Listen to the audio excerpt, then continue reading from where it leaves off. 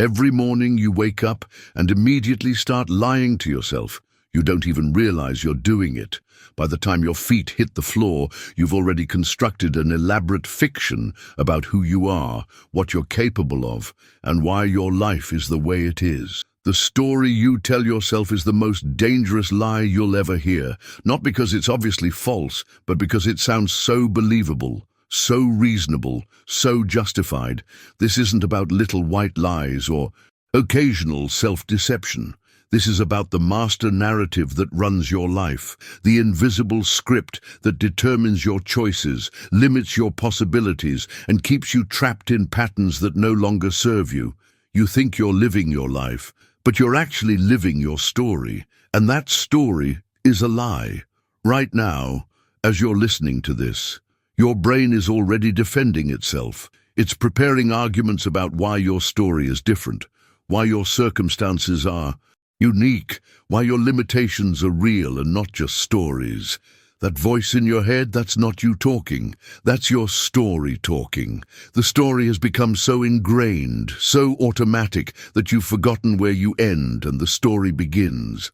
Let me show you how this works. Think about something you've always told yourself you can't do. Maybe it's starting a business. Maybe it's learning a new skill. Maybe it's having difficult conversations. Maybe it's taking risks. Maybe it's being vulnerable. Maybe it's pursuing your dreams. Now listen to the story that immediately comes up. I can't do that because... And then comes the narrative. The elaborate explanation of why it's impossible, impractical, or inappropriate for someone like you. I don't have the money. I don't have the time. I don't have the connections. I don't have the talent. I don't have the education. I'm too old. I'm too young. I'm not smart enough. I'm not good enough. People like me don't do things like that. These aren't facts. These are story elements, characters, plot points, and themes that you've woven together into a narrative that explains why your life is the way it is and why it can't be different.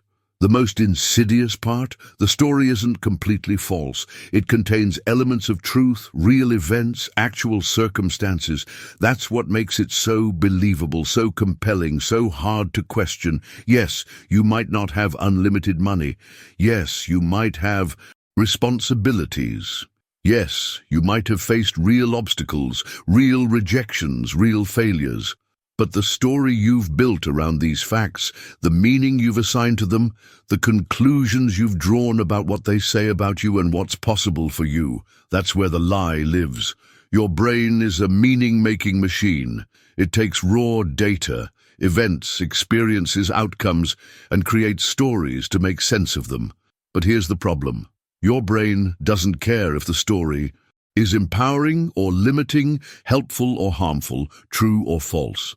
It only cares that the story is consistent and that it explains your experience in a way that feels safe and predictable.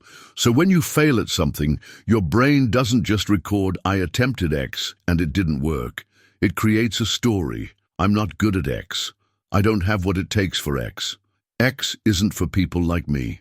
When someone rejects you, your brain doesn't just note, person A said no. It weaves a narrative. I'm not attractive enough. I'm not interesting enough. People don't really like me. When you struggle with something, your brain doesn't just observe, this is challenging. It constructs meaning. I'm not smart enough. I'm not talented enough. I should give up. These stories feel true because they're based on real events, but they're not true. They're interpretations, conclusions, assumptions, and most of the time, they're wrong. The story you tell yourself about why you can't, shouldn't, won't, or aren't is almost always more limiting than reality. Your narrative is more restrictive than your actual circumstances. Your self-concept is smaller than your actual potential. You've become the prisoner of your own story. Let me tell you about the most common lies people tell themselves. See if you recognize any of these characters in your own narrative. The victim story. Life happens to me. I don't have control over my circumstances. Bad things just keep happening to me.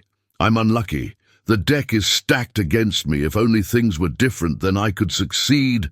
This story makes you the protagonist of a tragedy where external forces determine your fate. You become a passive character in your own life, waiting for circumstances to change rather than changing them yourself. The truth: you have more control than you think. Yes, you can't control everything that happens to you, but you can control how you respond. You can control your choices, your effort, your focus, your attitude. You can control what you do next. The martyr story. I sacrifice everything for others. I can't pursue my dreams because people need me. I have to put everyone else first. I don't matter. My needs don't count. I'm being selfless and noble. This story makes you the hero of a drama where your value comes from suffering and sacrifice. You become addicted to being needed, to being the one who gives up everything for others. The truth? Taking care of yourself isn't selfish. Pursuing your potential isn't abandoning others. In fact, the best thing you can do for the people you care about is become the strongest, most fulfilled version of yourself. You can't give what you don't have. The not enough story. I'm not smart enough, not talented enough, not experienced enough, not connected enough, not wealthy enough, not young enough, not old enough, not ready enough. I need more before I can start. I need to wait until I'm qualified. This story keeps you perpetually preparing and never performing. You become a character who's always getting ready but never ready. The truth? Nobody feels ready. Nobody has everything they need before they start. Competence comes from doing, not from preparing to do. You learn by starting, not by waiting to start. The fixed identity story. This is just who I am. I've always been this way. I can't change. This is my personality. This is my nature. People don't really change. I am what I am. This story makes you a static character in a world that demands growth and adaptation. You become someone who's defined by their past rather than their potential. The truth? Identity is fluid. Personality is malleable. You are not fixed. The person you were yesterday doesn't have to be the person you are today. Change is not only possible, it's inevitable. The question is whether you'll direct that change or let it happen to you. The someday story. I'll do it. When the time is right, when I have more money, when the kids are older, when I'm more established, when the market is better, when I feel ready, someday I'll pursue my dreams. This story puts you in a perpetual state of waiting. You become a character whose real life is always in the future, never in the present. The truth, the right time is now. The perfect moment doesn't exist. Conditions will never be ideal. Every day you wait is a day you can't get back. Someday is not a day of the week. The comparison story. I'm not as good as them. I don't have what they have. I started too late. They had advantages I didn't have. Success is easier for other people. I could never do what they did. This story makes everyone else the hero and you the supporting character in their success story. You become someone who watches from the sidelines rather than playing the game. The truth? Everyone's journey is different. Comparison is the thief of joy and the killer of progress. You don't need to be like them. You need to be like you. Your path doesn't have to look like anyone else's path. Do you see yourself in any of these stories? Do you recognize the characters you've been playing? Do you see how these narratives have been shaping your choices, limiting your actions, defining your possibilities? These aren't just thoughts or beliefs. These are the invisible scripts that run your life. They determine what you attempt, what you avoid, what you think is possible, what you think is impossible. And here's the most important part. None of these stories are completely true. They're all interpretations, assumptions, conclusions you've drawn from limited data. They're all more restrictive than reality. Your stories didn't appear out of nowhere. They have origins, sources, creators. Understanding where your limiting narratives came from is the first step to changing them. Childhood programming. The most powerful stories are often the ones that were installed when you were young, before you had the critical thinking skills to question them, evaluate them, or reject them. You're not athletic. You're not good at math. You're shy. You're not artistic. You're the responsible one. You're the problem child. These labels, given by parents, teachers, siblings, peers, became the foundation of your identity story. A teacher's offhand comment about your ability became a lifelong belief about your limitations. A parent's frustrated statement about your behavior became a core belief about your worth. A peer's rejection became a story about your social value. You internalized these external judgments and made them your truth, but they were never your truth. They were other people's limited perceptions, filtered through their own stories, biases, and limitations. Cultural conditioning. You also absorb stories from your culture, your community, your social environment. Stories about what people like you can and can't do, should and shouldn't want, are and aren't capable of. People from our background don't go to college. Artists don't make money. Nice girls don't speak up. Real men don't show emotions. You have to work hard for everything. Money is the root of all evil. Success requires sacrifice. These cultural narratives became your personal truth, even though they're just collective stories passed down from generation to generation, many of them outdated, inaccurate, or irrelevant to your specific situation. Past experiences. Your brain took your experiences, especially your failures, rejections, and disappointments, and created stories to explain them and prevent them from happening again.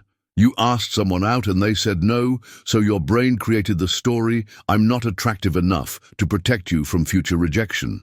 You failed at a business venture, so your brain constructed the narrative, "I'm not cut out for entrepreneurship," to save you from future failure. You struggled in school, so your mind developed the story, "I'm not smart enough," to shield you from future academic challenges. These protective stories feel helpful because they explain your past and provide a strategy for avoiding future pain. But they also limit your future by convincing you that what happened before will inevitably happen again. Social proof. You also created stories based on what you saw others doing or not doing. If nobody in your family went to college, you might have developed the story that college isn't for people like you. If nobody in your peer group started a business, you might have concluded that entrepreneurship is too risky or unrealistic. You confused what was common with what was possible. You mistook the behavior of your immediate environment for the boundaries of reality, media, and society. The stories weren't just personal and familial. They came from movies, books, news, social media, advertising. These sources taught you what success looks like, what happiness requires, what normal means, what's possible for someone like you. You absorbed messages about what you need to be happy, what you need to be successful, what you need to be worthy of love, what you need to fit in. Most of these messages were designed to sell you something, not to empower you. Trauma and pain. Some of your most limiting stories came from your most painful experiences. Betrayal created stories about trust. Failure created stories about risk. Rejection created stories about worthiness. Loss created stories about attachment. These pain-based narratives feel the most true because they're connected to the most intense emotions. But pain is not a reliable narrator. Trauma distorts perception. Hurt creates bias. The story that your pain tells you about yourself, about others, about life, about what's possible, is almost always more limiting than the actual situation requires. Here's what you need to understand. All of these sources, childhood programming, cultural conditioning, past experiences, social proof, media influence, trauma and pain, they all provided information. But you created the stories. You took the raw data of your life and constructed meaning from it. You connected dots that might not be connected. You drew conclusions that might not be accurate. You made assumptions that might not be true. And because you created these stories, you can change them. What is your story costing you? Not just in terms of what you haven't achieved, but in terms of who you haven't become. Every day, you live inside a limiting narrative. You're making choices from a place of fiction rather than fact. You're responding to imaginary constraints as if they were real barriers. You're solving problems that don't exist while ignoring opportunities that do. The cost to your potential. Your story has convinced you that you're less capable than you actually are. It's made you smaller than your actual size. It's limited you to a fraction of your real potential. Think about all the things you haven't attempted because your story told you it was pointless. All the opportunities you haven't pursued because your narrative said they weren't for you. All the risks you haven't taken because your internal script predicted failure. Your story has been your ceiling, not your foundation. It's been your prison, not your protection. The cost to your relationships. Your story doesn't just limit what you do, it limits how you connect with others. If your story says you're not worthy of love, you'll settle for less than you deserve or sabotage good relationships. If your narrative says you can't trust people, you'll keep everyone at a distance. If your script says you're not interesting, you won't share your authentic self. Your story has been preventing you from forming the deep, meaningful connections that make life worth living. The cost to your happiness. Living a lie is exhausting, pretending to be less than you are, wanting less than you actually want, accepting less than you deserve. It creates a constant state of internal conflict. Part of you knows the story isn't completely true. Part of you suspects you're capable of more. Part of you yearns for something different. But you've been trained to ignore that voice, suppress that knowing, dismiss that yearning. The result is a life that feels hollow, a success that feels empty, an existence that feels like you're sleepwalking through your own experience. The cost to your time.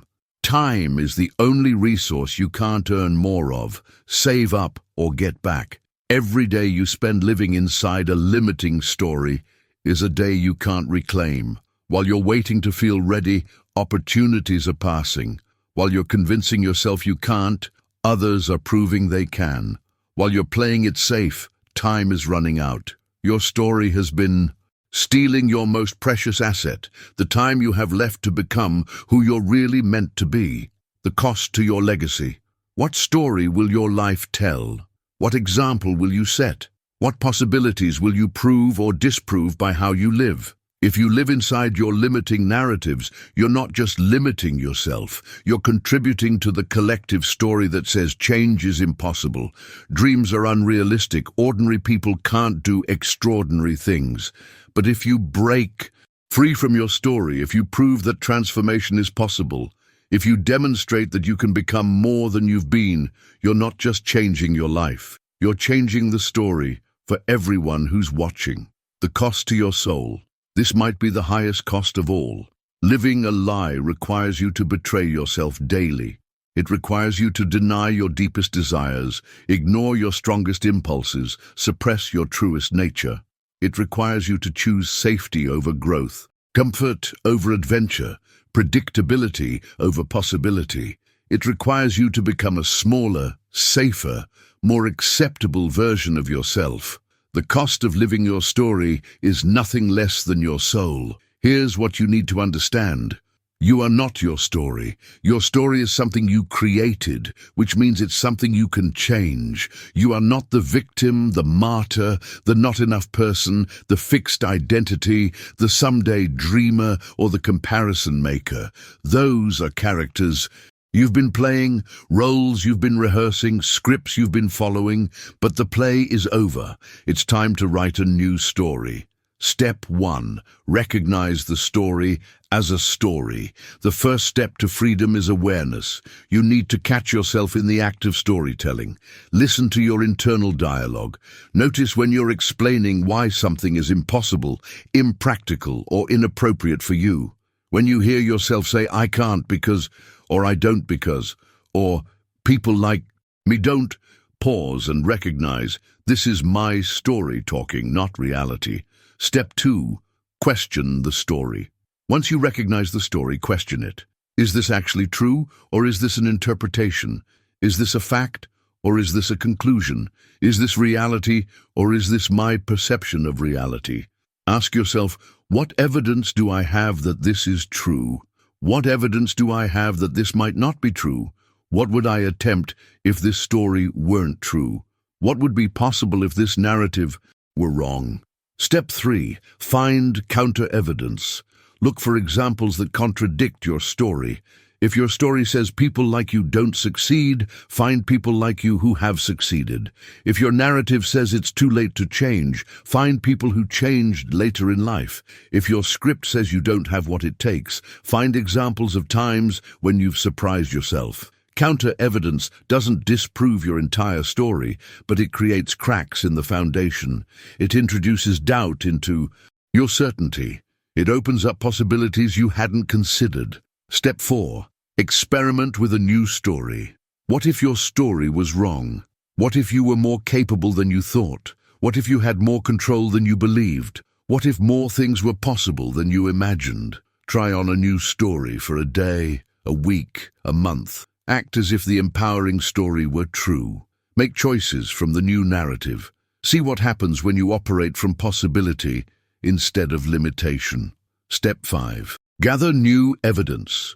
Every time you act outside your old story, you create new evidence about what you're capable of. Every small success, every tiny breakthrough, every moment of growth becomes proof that your old narrative was incomplete. You're not trying to prove that you can do anything. You're just proving that you can do more than your story said you could. The new story doesn't have to be perfect. It doesn't have to be completely true. It just has to be more empowering, more accurate, more helpful than the old one. The ultimate truth: you are not your story. You are the author of your story. And authors can always write a new chapter, start a new book, create a new ending. Your past doesn't have to predict your future. Your limitations don't have to be permanent. Your story doesn't have to stay the same. The pen is in your hand. The page is blank. What story will you write next? Final challenge. For the next 30 days, I want you to notice every time you tell yourself a limiting story. Catch yourself in the act of self-limitation. Question every "I can't," "I don't," "I'm not," and "people like me don't." Then, just once each day, do something that contradicts your story. Something small, something safe, but something that proves to yourself that your narrative isn't as true as you thought. Because the story you tell yourself is a lie. But the story you could tell yourself, that could be the truth that sets you free. The choice is yours.